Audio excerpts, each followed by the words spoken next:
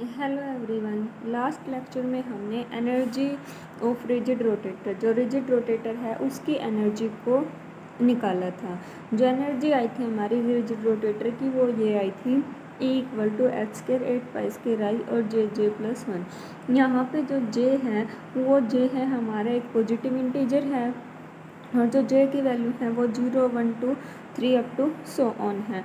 और जो ये J है J को हम बोलते हैं रोटेशनल क्वांटम नंबर। जे हमारा रोटेशनल क्वांटम नंबर है।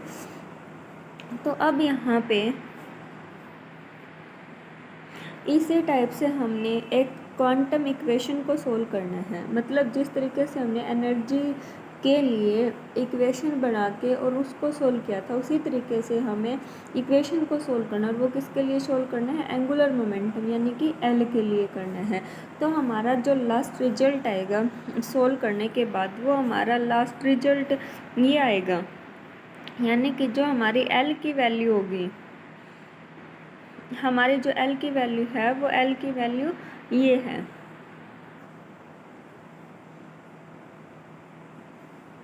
एल हमारा किसके इक्वल है? यानी कि ये एल जेड क्या है? आइगन वैल्यू है किसकी? Z component of angular momentum. वो क्या है? mh डिवाइड बाई में 2π। यानी कि जो एंगुलर मोमेंटम है वो क्या है? mh डिवाइड बाई में 2π। और यहाँ पे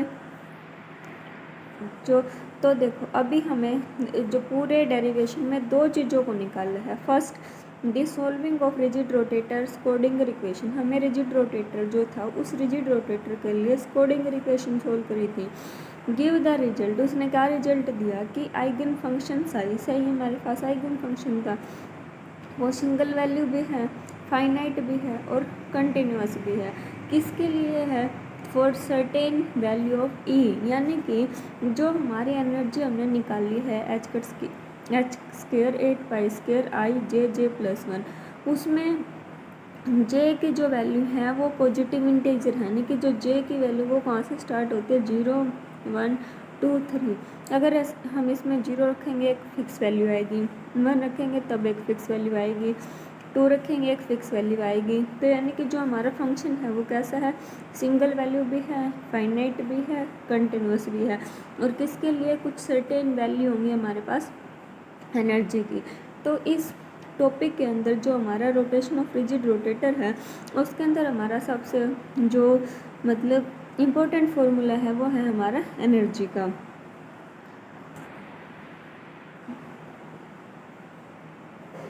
दिस इज एन एक्सप्रेशन, ये जो एक्सप्रेशन हो किसके है? Rotation energy of diatomic molecule. यहाँ पे हम जे को क्या बोलते हैं? Rotation quantum number. और उसकी जो रोटेशन क्वांटम नंबर की जो वैल्यू है वो क्या है? Integral value. और वो इंटीग्रल वैल्यू कौन सी है हमारे पास? जे की वैल्यू 0 1 2 3। अब देखो ये हमारे पास J की वैल्यू है, तो ये क्या है? ये जो एनर्जी का रिजल्ट निकला था वो हमारा एनर्जी का रिजल्ट किसके अकॉर्डिंग निकला था? क्वांटम मैकेनिक्स के अकॉर्डिंग। लेकिन क्लासिकल जो मैकेनिक्स है वो क्लासिकल मैकेनिक्स क्या कहते हैं? क्लासिकल मैकेनिक्स के अकॉर्डिंग जो एनर्जी होगी और जो हमारे पास एनर्जी होगी और मोमेंटम होगा, एनर्जी ई। क्लासिकल मैकेनिक्स के अकॉर्डिंग जो एनर्जी है वो ई किसके इक्वल है? 1/2 I और ω²। आई क्या है यहाँ पर? मोमेंट ऑफ इनर्शिया है। और ओमेगा क्या है? Angular frequency. और एल किसके इक्वल होता है? I ओमेगा की। ये हमें पता है कि जो भी हमारे पास एक रिजिड रोटेटर होता है उसकी एनर्जी और एंगुलर मोमेंटम है। तो अब हमने दोनों में एक रिलेशन ड्राइव करना है। तो हम क्या करेंगे कि L और E में रिलेशन हो, तो हम L से यहाँ से जो हमारे पास ओमेगा की वैल्यू आएगी L में से, वो किसके इक्वल हो जाएगी? ये साइड चला जाएगा। देखो जैसे L किसके इक्वल है? I और ओमेगा। ओमेगा ये क्या आ गया? L बाय में I। इस ओमेगा की वैल्यू अगर हम इसमें पुट करेंगे तो E किसके इक्वल है? 1/2 I। ठीक है। ओमेगा क्या हो जाएगा? L का स्क्वायर और I का स्क्वायर। तो यहाँ से नीचे कैंसिल होकर यहाँ क्या आएगा? I। उसके बाद हमारे पास क्या बचा? यहाँ बचा E किसके इक्वल है? 1/2 L² और I। ये आ गया हमारे पास। ई की वैल्यू आ गई हमारे पास 1/2 ई 1/2 एल स्क्वायर, और एल स्क्वायर डिवाइड बाय में क्या था, आई था। तो यहाँ से हम एल निकाल लेंगे, तो इसको इस साइड लेंगे, E 2i equal to L square, और हटाएंगे तो इसको क्या आ जाएगा, रूट। तो हमारी ये वैल्यू किसकी निकल आई, ये जो हमारी वैल्यू है वो किसकी है, एल की है। एंगुलर मोमेंटम एल, लेकिन ये किसका है, क्लासिकल का है। क्वांटम स्टेट के अंदर वो कैसे निकालेंगे, देखो ये एल है, एल किसके इक्वल है, 2e और i। इस e की जगह जो हमारी क्वांटम मैकेनिक्स में एनर्जी आई है, h स्क्वायर 8 स्क्वायर i और j प्लस 1, ये वाली वैल्यू हम रख देंगे। ये वाली वैल्यू रखने के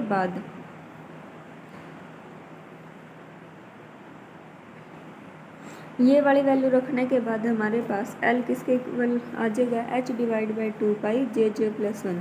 और ये वाली एंगुलर मोमेंटम की वैल्यू और ये वो जो एनर्जी की वैल्यू है वो एंगुलर मोमेंटम इन क्वांटम मैकेनिक्स, वो क्वांटम मैकेनिक्स के रिजल्ट के साथ एग्री करती है। लेकिन अब हमें क्या निकालना है कि only certain discrete value of energy और एंगुलर मोमेंटम हर रिजिड रोटेटर पॉसिबल है।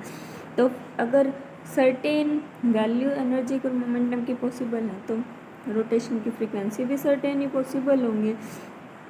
तो उसके लिए हम रोटेशन की जो फ्रीक्वेंसी है वो जो निकाली, फ्रीक्वेंसी अभी हमने देखा था जो एल है वो किसके इक्वल था, आई और ओमेगा। यहाँ से एल आई आ गया तो और एल की वैल्यू रख दी, तो ये किसके इक्वल होगा, omega H divide by 2 J plus 1। तो जो फ्रीक्वेंसी होगी रोटेशन की यानी कि ओमेगा किसके इक्वल होता है, 2 और न्यू के, ये एंगुलर फ्रीक्वेंसी है, ये फ्रीक्वेंसी। तो यहाँ से ओमेगा बाई 2 तो हमारी ये आ गई। अब हमने जो इसका देखना है ना, मेन हमारा है रोटेशन स्पेक्ट्रा यानी कि उसके जो एनर्जी लेवल है वो एनर्जी लेवल कैसे होंगे, और जब हम उसमें जो एनर्जी लेवल है वो कैसे होंगे। तो रोटेशन जो स्पेक्ट्रा है,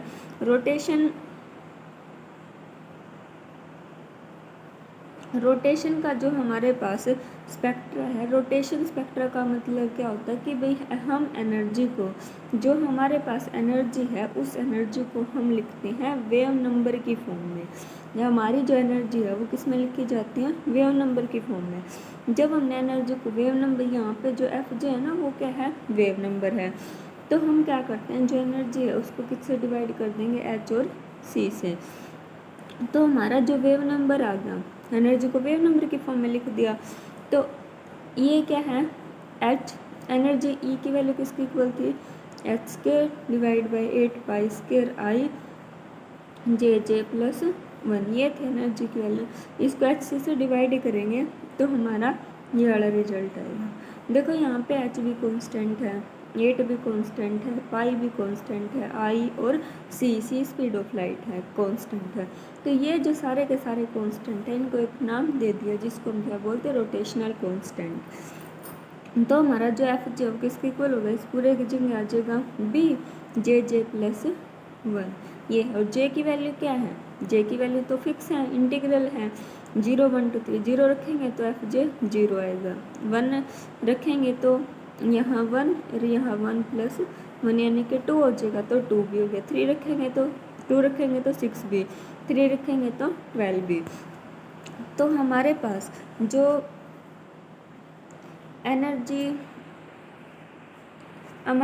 एनर्जी के लेवल बनेंगे, तो सबसे फर्स्ट जैसे देखो ये दिखा रखा है, तो हमारा जो सबसे फर्स्ट लेवल था उसकी जो एनर्जी है वो कितनी थी हमारे पास, 0। सेकंड लेवल की कितनी आई थी, 2 भी, फिर कितनी आई थी 6 भी, फिर कितनी आई थी 12 भी, फिर 20 भी, फिर कितनी हो जाएगी 30। ये क्या है हमारे पास, ये है जे की वैल्यू, ये 0 है, ये 1 है, ये 2 है, ये 3 है, ये 4 है और ये 5 है। तो अब जैसे इस पिक्चर में ये दिखाया गया, ये एनर्जी लेवल है कि जो जैसे जैसे जे की वैल्यू बढ़ती जाएगी, जो स्पेसिंग है लेवल के बीच की वो भी क्या होती जाती है, बढ़ती जाती है हमारे पास।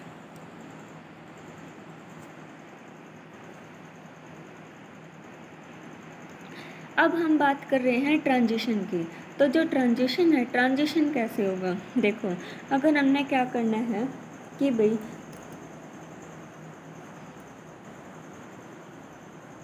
हमने when a transition takes place, जैसे हमारे पास दो लेवल हैं, हम यहाँ अपर वाले लेवल को लिखेंगे जे डैश के नाम से, ठीक है, और लोअर वाले लेवल को लिखेंगे जे डबल डैश के नाम से।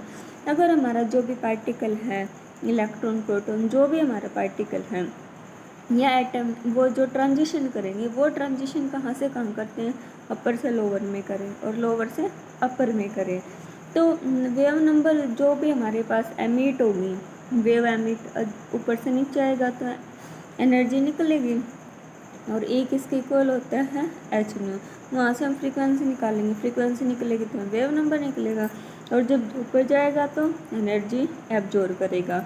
तो उसका जो वेव, जैसे अभी हमने क्या बताया, कोई भी जो वेव नंबर है किसी एक पर्टिकुलर एनर्जी लेवल का, वो किसके इक्वल है, एफ जे। तो यहाँ से जो रेडिएशन निकलेगी उसकी जो मतलब जो भी रेडिएशन निकलेगी, क्या करते थे हम, E1 मान लिया, इसकी एनर्जी मान ली E2, तो हम क्या करेंगे, मान लिया नीचे से ऊपर जा रहा है तो E2 माइनस E1 ये क्या है, एच न्यू के इक्वल होगी। इसमें हम एच को डिवाइड कर देते थे, फिर हमारी फ्रीक्वेंसी आ जाती थी। तो इसलिए हमने, और पहले ही हमने एनर्जी तो किसकी फॉर्म में लिख रखी है, वेव नंबर की, तो अब डिवाइड करने की जरूरत तो है ही नहीं। तो इसलिए हमने क्या करा, जो फ्रीक्वेंसी है हमारे पास एमिटेड की या फिर एब्जॉर्ब की, वो जो फ्रीक्वेंसी है वो किसके इक्वल होगी, एफ जे डैश, अपर वाले लेवल में से, अपर वाले लेवल की एनर्जी माइनस में लोअर वाले लेवल की एनर्जी, और एफ जे किसके इक्वल है हमारा, बी जे प्लस 1। तो हमने क्या करा, एफ जे डैश के लिए इसमें जे डैश लगा देंगे, तो ये अपर वाले बी जे डैश प्लस 1, और नीचे वाले लेवल के लिए जो लेवल है उसको नाम क्या रखा है, डबल डैश रखा है, तो यहाँ पर डबल डैश लगा देंगे। फिर हमने क्या करना है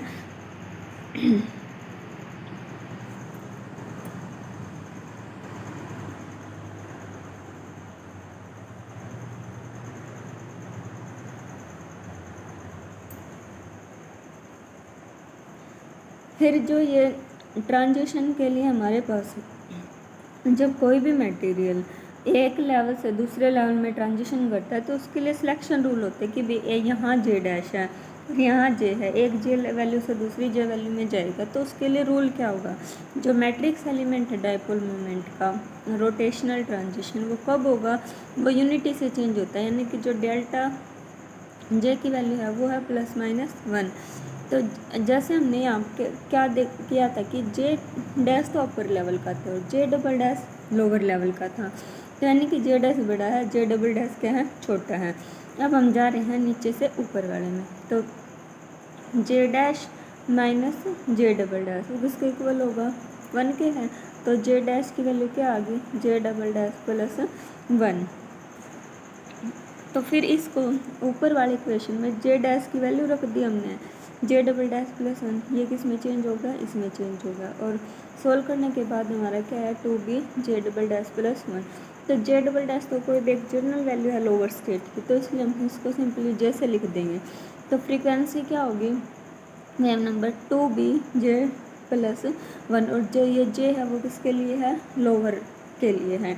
अब देखो जैसे हमारे पास 0 है, जे की वैल्यू 1 है, जब वो 1 से 2 में जाएगा तो जे की वैल्यू 0 रखेंगे, तो वेव नंबर जो हमारा जे की वैल्यू 0 रखेंगे वो किसके ऊपर आएगा, हमारा 2b के ऊपर आएगा, ठीक है। फिर जब वो 1 से कहाँ जाएगा, 2 में जाएगा, तो जे की जगह क्या रखेंगे, हम 1 रखेंगे, यहाँ 1 रखेंगे तो 1 और 1 2 और 2 ये हो गया, यानी कि हमारा मतलब ट्रांजिशन की एनर्जी फ्रीक्वेंसी जो आएगी, वेव जो दिखाई देगी वो 4b के ऊपर दिखाई देगी।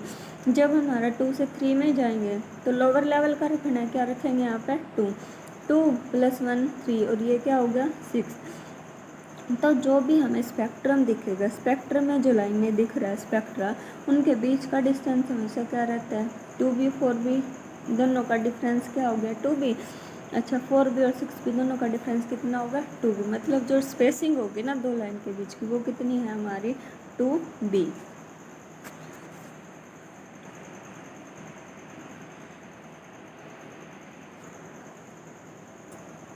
तो जो लेवल के बीच की जो स्पेसिंग है वो हमारी कितनी है 2b है। तो अब देखो ये जो डायग्राम में दिखाया गया है, ये रहा स्पेसिंग जो है, पहली लाइन 2b के ऊपर दिखेगी, फिर 4b के, फिर 6, 8 और 10b ऐसे दिखाई देंगे हमें। इसके बाद जो हमारे पॉपुलेशन होती है लेवल की, वो जो पॉपुलेशन यानी कि कोई भी जो, जैसे देखो कोई भी जो जे लेवल है,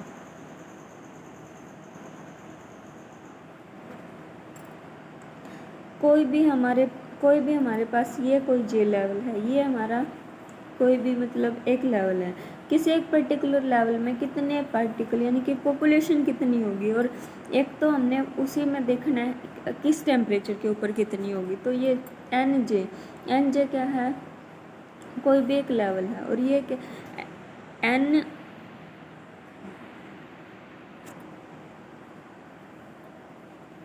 population in the jth level relative to the lowest level के रिलेटिव। एन जे तो किसी जे मतलब लोवेस्ट लेवल कौन सा होगा, जैसे सबसे लोवेस्ट ये है जहाँ पे जे की वैल्यू क्या है 0, ये 0 होगा। ये कोई पर्टिकुलर लेवल में पूछ रहे हो तो पॉपुलेशन कैसे बताएंगे हम, 2j+1, जे ऊपर है, e⁻⁻, ई जे क्या है उस लेवल जिसमें पॉपुलेशन पूछे उसकी एनर्जी, माइनस E0 क्या है, जे = 0 वाले की एनर्जी। किससे डिवाइड करना, डिवाइड बाय में KT से। ये फिर इसके लिए जो है वो ग्राफ दिखा रखा है, जो ग्राफ है हमारा एनर्जी का जो ग्राफ है वो ये FJ है, और ये क्या है NJ डिवाइड बाय में N0। पहले तो वो जैसे जैसे जे की लेवल बढ़ेगा, पहले बढ़ेगा, फिर एक मैक्सिमम आ जाएगा, फिर उसके बाद क्या करना स्टार्ट कर देगा, डिक्रीज करना स्टार्ट कर देगा। Thanks for watching.